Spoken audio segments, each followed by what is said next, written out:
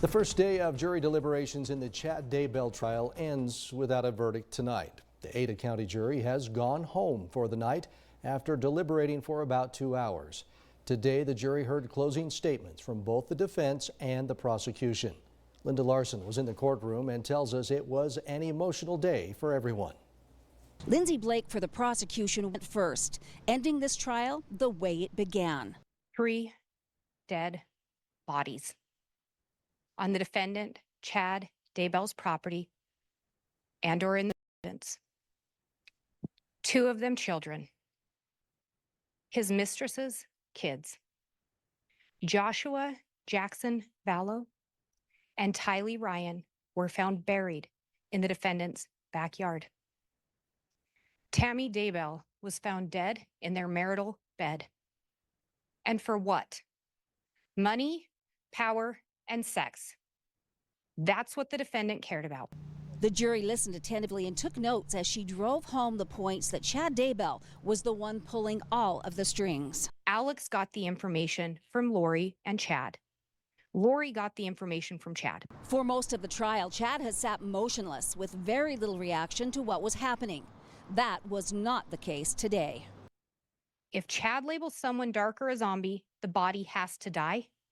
Chad determines the death percentage. When the death percentage hits 0, that person's been marked for death.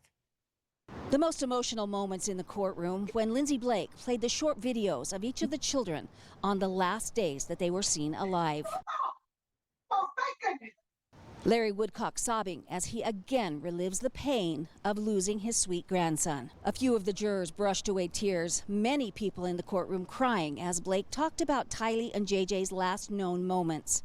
You heard from Dr. Angie Christensen that there were multiple areas of blunt force trauma to the skull, sternum, and ribs. You then heard Dr. Bartolink confirm that. In addition, there were 18 sharp force impacts. Additionally, you heard from Katie Dace how Tylee's DNA was found on a pickaxe and a shovel that were in the defendant's garage. John Pryor giving the closing statements for the defense, pleading for Chad's innocence, saying there was no plan to kill Tammy, Tylee, or JJ. There has to be an agreement. We're going back to that again. There has to be an agreement.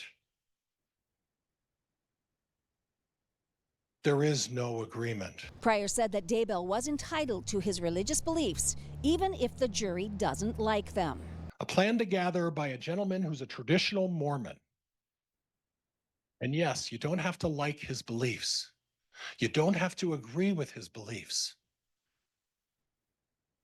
But he sure has the right to believe whatever he wants to believe. He also told the jury that they have to be sure beyond any reasonable doubt. Folks, if there is reasonable doubt, and there is reasonable doubt, you must, according to the judge's instructions, return a verdict of not guilty. And he tried to cast doubt by blaming lots of other people. These officers failed this investigation. They absolutely failed in their investigation. Lori didn't get her greedy hands on the money. And then what happens? The next victim,